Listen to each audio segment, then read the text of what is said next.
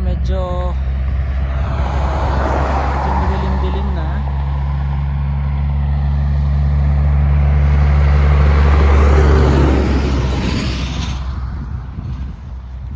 Balik na tayo.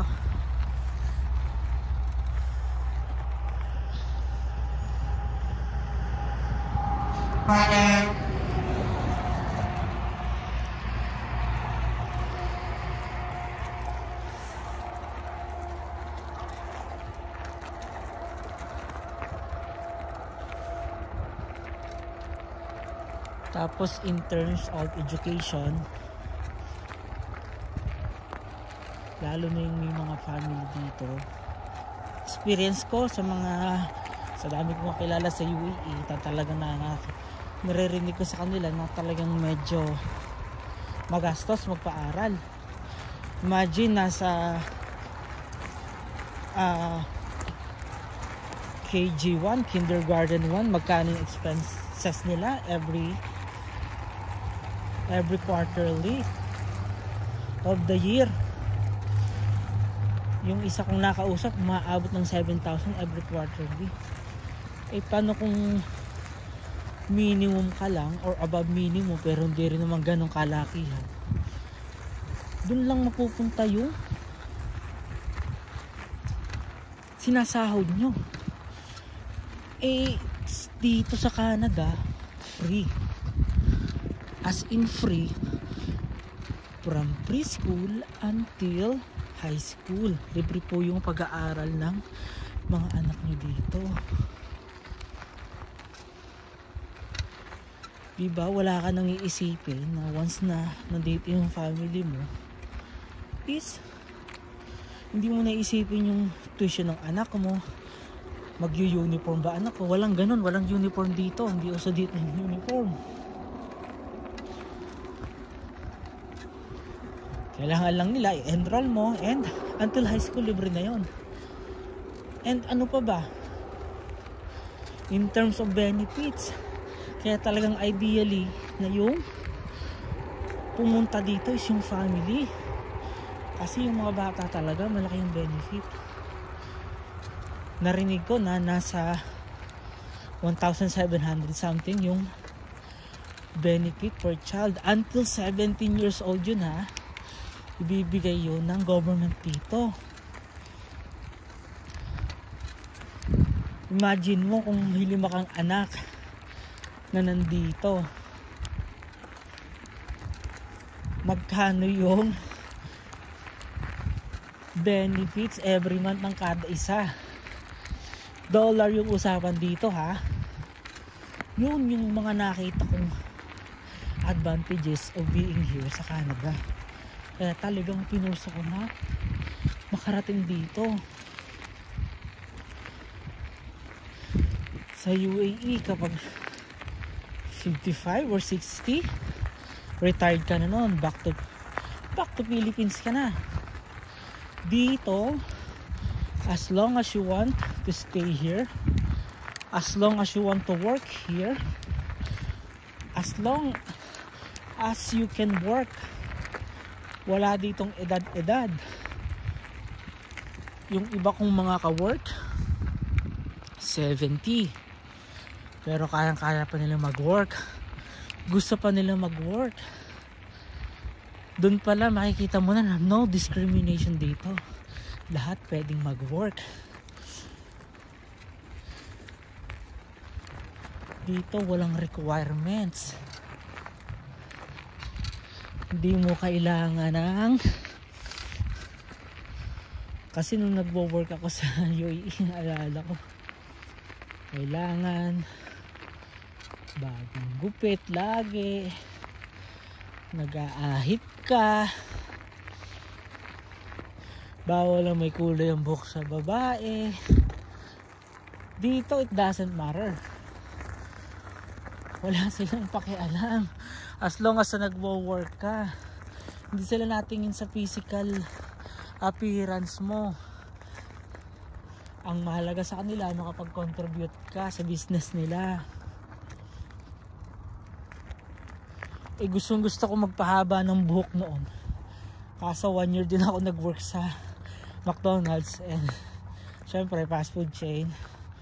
Although it's given na kailangan hygiene, pero not by force. Hygienic in a way na hindi kailangang utusan yung empleyado.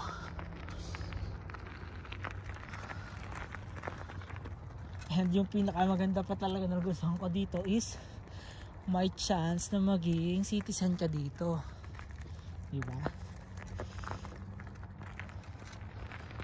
Meaning to say, magkakaroon ka ng Canadian passport.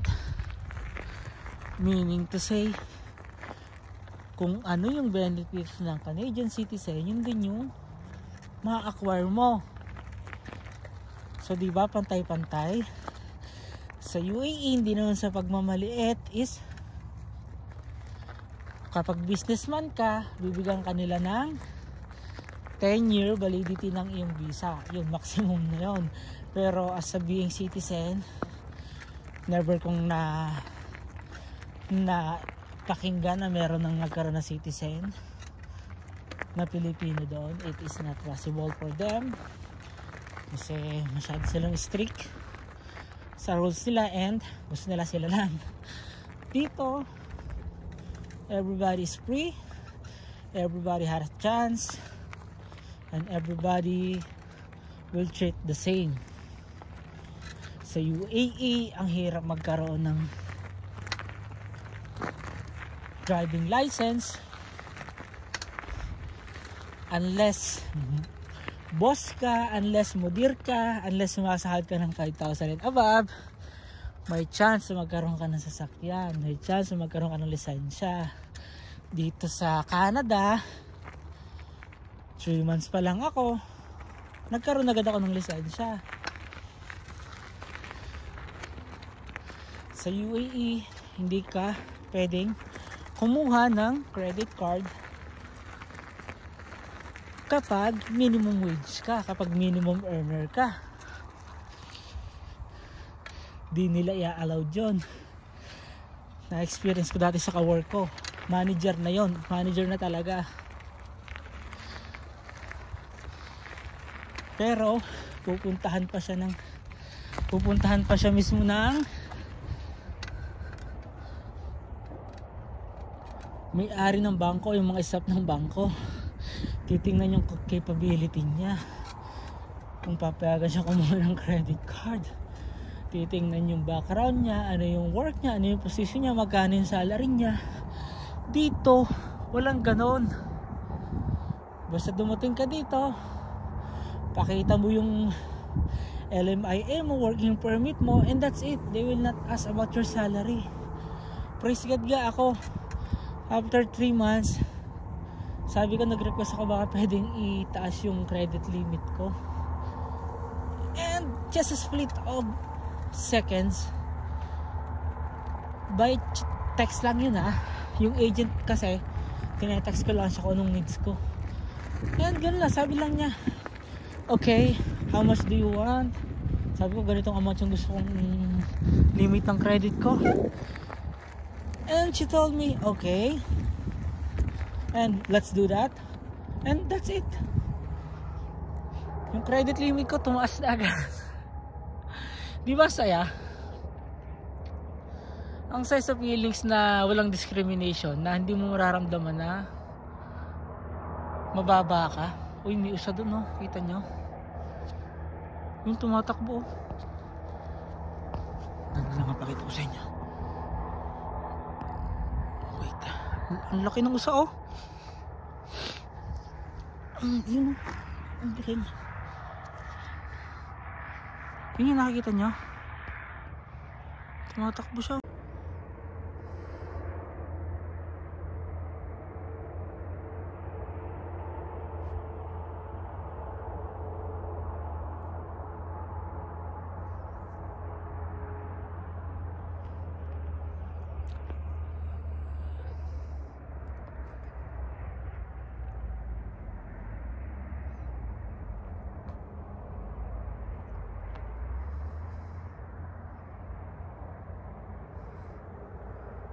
Yung isa, ulakan natin para pakita ko sa inyo. Ayan, ayan. Ayan o. Pupunta yata siya sa kanyang sa kanyang dwelling place. Pumasok na siya sa loob. So may mga usa pala dito. Ayan, pakita ko lang sa inyo ganito kaganda sa Canada. Ganda no? Wow, ganda no? Paganda ng nakaka-relax. Ganda ng lugar na to.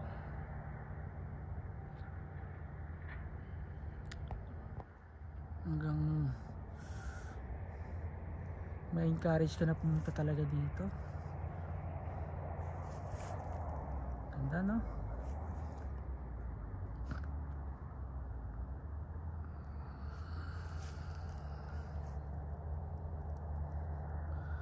So ayan, hanggang dyan na lang muna yung vlogs ko.